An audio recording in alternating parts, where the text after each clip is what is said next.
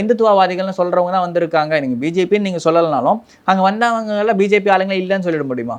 இல்ல பிஜேபி ஆட்கள் இருந்தாங்க, அதெல்லாம் நான் இல்லைன்னு சொல்லணும். இந்து உணர்வு ஒவ்வொரு இந்துக்களுக்கும் அங்க கடமை இருக்குங்க. பிஜேபி நீங்க எங்க பிரிச்சு பேசுறீங்க?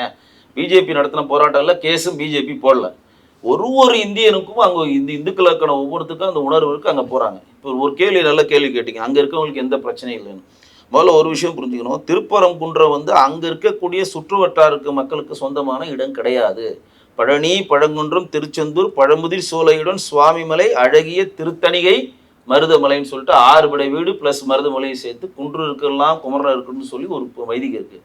திருப்பரங்குன்றன்றது ஒரு ஹிஸ்டாரிக்கல் பிளேஸ், ஒரு டூரிஸ்ட் பிளேஸ். அது அங்க இருக்கக்கூடிய சுத்து வட்டாரம் மட்டும் அங்க வழிபாடு கட்டிங்க. திருப்பரங்குன்றத்துல போய் பாருங்க, சுற்றுல ஏத்துமா இருக்கிறவன் ஒருத்தனோட கோயில் உள்ள போக மாட்டான்.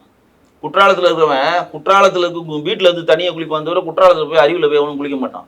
அந்த கோயில் சுற்றி இருக்கவங்க வியாபார ஸ்தலங்களாக இருக்கவங்க மட்டும் தான் அங்கே இருப்பாங்க தவிர தினசரி தரிசனம் பண்ணுறவங்க ஒருத்தர் 2 பேர் இருக்கலாம், மாற்று இல்லை. அப்போ இது வந்து இந்துக்களுக்கான பிரச்சனை தான். அது ஒரு இந்து தமிழர்களுக்கான ஒரு பிரச்சனையாக தான் அதை எடுக்க முடியும் தவிர திருப்பரங்குன்றம் சுற்றி இருக்க மக்கள் நாங்கள் இணக்கமாக இருக்கின்றது கிடையாது.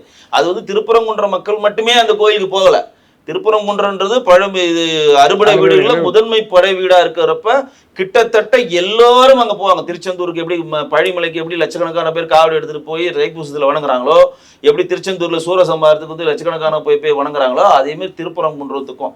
இப்ப நீங்க பழனிமலை போயிட்டு நீங்க சாமி கும்பிட்டு வந்தீங்கன்னா அடுத்தது முருகருடைய வள்ளி தெய்வானியோட காட்சியளிக்கிற ஒரு ஸ்தலத்தில் போய் வணங்குவாங்க. இது ஐதீகம். இப்போ நாங்களாம் பழனிமலை நடந்து போயிட்டு வந்தோம்னா நாங்கள் எங்களுடைய காரைக்குடி பக்கத்தில் குன்னக்குடி மலையில் ஏறி வள்ளி தெய்வானியோட முருகர் இருப்பார், சண்முகநாதர் இருப்பார், அவர் வணங்கிட்டு போவோம்.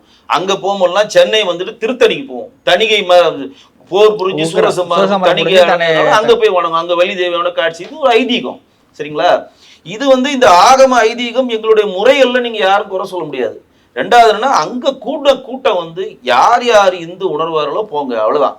அது பிஜேபி நீங்க இருந்தாலும் சரி, நீங்க வேற கட்சியில இருந்தாலும் சரி, கட்சின்றது அங்க பேதமே கிடையாது. எந்த கட்சியை சார்ந்தாலும் நீங்கள் வந்து இந்து உணர்வாளர் தான் போங்கன்றது, அவ்வளவுதான்.